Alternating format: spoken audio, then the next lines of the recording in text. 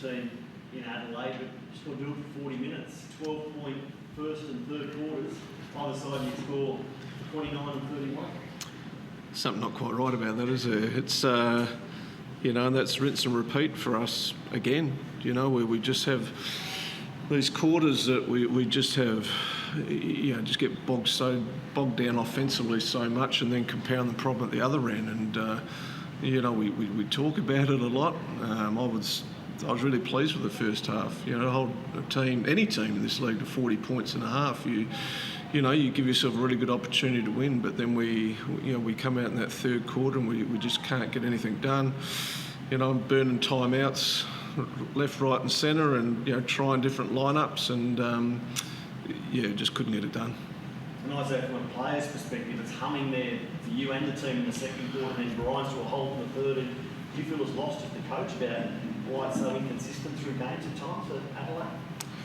I wish we had the answer. I guess if we had the answer, it wouldn't be happening. But it is a consistent theme for us, and it's disappointing and frustrating just as much on the court as it is for Scotty on the sideline. So we really want to, like Scotty said, we talk about it so much, and we want to make it better, but we just have these lulls that just will literally take us out of the game, and we just can't get back. So it's extremely frustrating.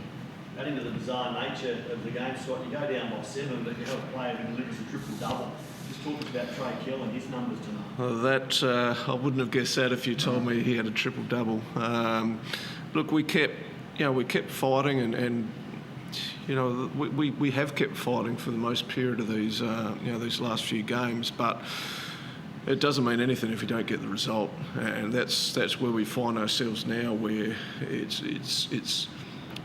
difficult to dig yourself out of holes when losing is started to become a bit of a habit, and obviously we're in a position where we don't want to be, and we just have to continue to work forward and do whatever it takes. We get Melbourne United at home next week, so it doesn't get any easier, but there just has to be an expectation now that we get back on the training track, we iron out these kinks, and then when we hit those roadblocks during games, we just find a way as a group to get out of them. So we go back, get prepared for that, and try and make sure these mistakes don't happen again.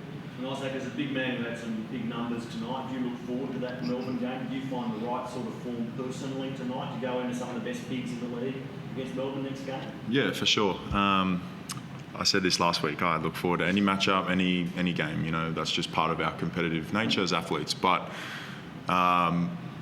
although whatever the numbers were, that second half was very disappointing for myself. So I'll be trying to work all week and thinking about it all week to try to redeem myself in that game. So it might be a bit of a chip on my shoulder sort of game in terms of that. But yeah, of course, I'll look forward to those matchups and take whatever comes at me. Yeah. Scotty, finally from me, as one interim coach against another interim coach, both men want to remove that interim description and take the job full time. Just a word on the way the Hawks have responded to their coach in those 7 games in Central Coast. Well, it's been outstanding. The turnaround they've had is it's been nothing short of amazing. I don't think there's anything interim about him. I think he's shown and proven enough that he deserves his job moving forward. Yeah, you fought hard in this game. Did you think the game was lost in the first or third quarter, not being able to finish it? Knowing that you got it down in that fourth to a single figure that you couldn't finish it.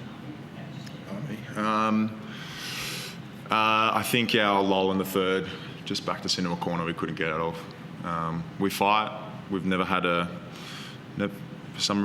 whole season, there's never been a question of whether we'll fight or not. It's just those lulls just put us too far backwards, and I think coming out at the half for some reason, we just didn't bring what Scotty wanted from us, and we did not bring what we needed to win that game and start the second half well, and we just couldn't get back again.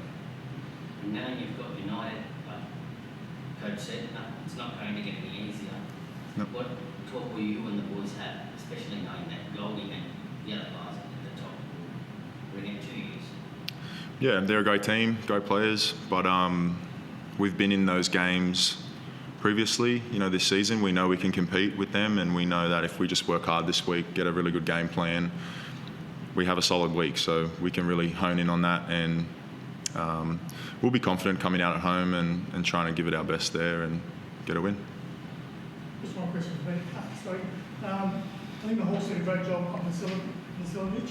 Was that put a lot of pressure, obviously, on Isaac to do the scoring? Was that something that you saw as well? Oh, absolutely. Yeah, I thought they did a fantastic job on him, and he's going to be, with a lot of teams, he's going to be the number one target with your game plan. You know, I've certainly made, you know, since I've started coaching, you know, Isaac a priority about where we want to go and establish ourselves from an interior presence, and I think he's been amazing and, you know, has done everything I've asked him. I've probably burned him down a little bit too much in the first half, didn't give him enough rest. But, yeah, we need to find a way to get DJ shots. You know, when we do get bogged down, and it happened in the third quarter against Perth, a couple of days ago as well, you know, teams do a good job, and we've got to find a way to set screens and free him up and get him going, because we know how much of a potential game winner he is for us. So that's certainly something we'll look at moving forward.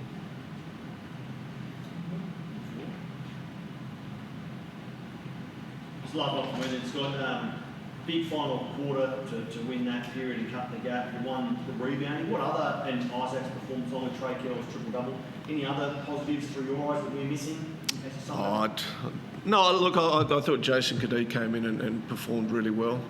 He's one who's, you know, probably suffered through lack of minutes, and you know, when I took this job over, you know, we have a great number of guards, and trying to get all them time is proven difficult.